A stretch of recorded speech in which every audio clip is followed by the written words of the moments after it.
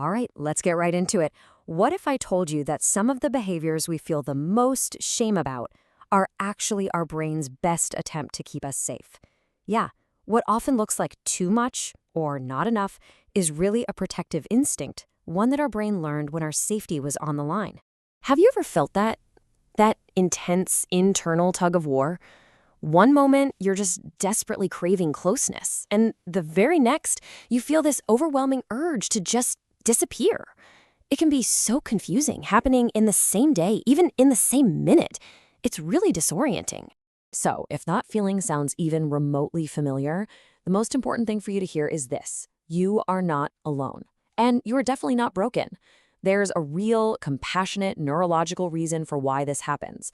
Understanding it is, well, it's the first step toward being a little kinder to yourself. And that's what this is all about, the confusing push and pull.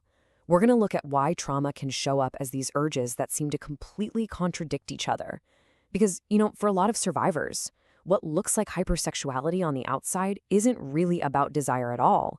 It's about the brain trying desperately to feel safe again. So how does that even happen? Well, it comes down to your brain's survival rewiring. Here's the thing you've got to get. Trauma doesn't just leave you with bad memories. It can actually reorganize your brain's entire internal alarm system. Survival becomes priority number one, over everything else. And a huge player in this is a part of the brain called the amygdala. Think of it as your internal alarm system. After a traumatic experience, this little alarm can get stuck in the on position. It becomes overactive, constantly scanning for danger, even when your life is totally quiet and safe. It's basically on high alert, 24/7. And this is where perception just doesn't match reality. On the outside, someone's behavior might look like a really high sex drive, or maybe just impulsiveness. But what's actually going on inside? It's a survival response. It's a search for a feeling of control in a world that once felt completely, terrifyingly out of control. Let's dig into that a little deeper. Let's talk about hypersexuality as a search for control. Again, we are not talking about lust here. We're talking about the brain's subconscious strategy to make a scary situation feel predictable. Why? Because for a brain that's been through trauma, predictable feels safe. And this quote, wow, it just gets right to the heart of it. That little voice in the back of your head that says, if I agree, maybe it won't hurt as much. Saying yes, or even initiating intimacy, can feel like you're taking back control. It's not about genuine desire, it's a shield. It's a way to manage fear. So this is so important to understand. It's not manipulation, it's protection. You've got this deep split happening inside.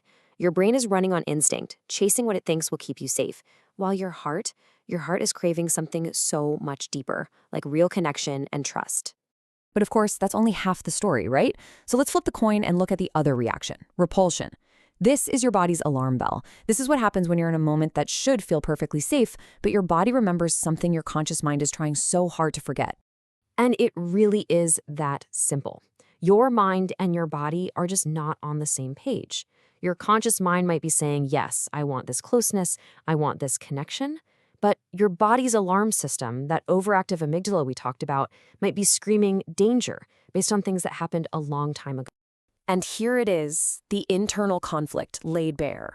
Your mind wants closeness, comfort, validation, but your body remembers danger, fear, and unpredictability. So while your mind is reaching out, your body is instinctively recoiling. And that tension right there, that is the push-pull. So when you look at it this way, it all starts to make sense. You have two completely different strategies, but they have the exact same goal: protection.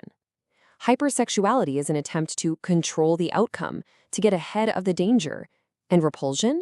It's an attempt to avoid the threat completely. They look like total opposites, but they are born from the very same wound. And once you can see that, everything starts to shift. Which brings us to the most important part of all of this: healing and finding safety within. Here's the truth.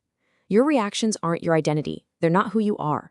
They are brilliant, intelligent adaptations that your brain created to help you survive. This is a perspective that can change everything. You can't shame or punish these parts of yourself into changing. They're the parts that kept you alive. The only way forward is to compassionately, gently teach them new ways to feel safe right here in the present.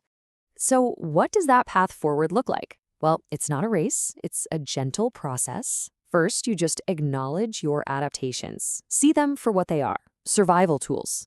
Next, you start to learn your nervous system. Get curious about what triggers you, what sends you into that fight or flight mode. And then you rebuild safety gently. No pressure, no timelines, just one small, safe step at a time. And this quote just says it all so perfectly. Healing is helping our body learn what safety feels like, not something you have to survive. It's about getting to a place where intimacy is something you can actually experience, not just endure. It's about your nervous system finally learning that it can stand down, that it's okay to relax. And that brings us to our final thought for you to carry with you. What if your reactions aren't flaws that need to be fixed? What if they are actually messages from your body that just need to be understood? What do you think might change if you could meet them with curiosity instead of criticism?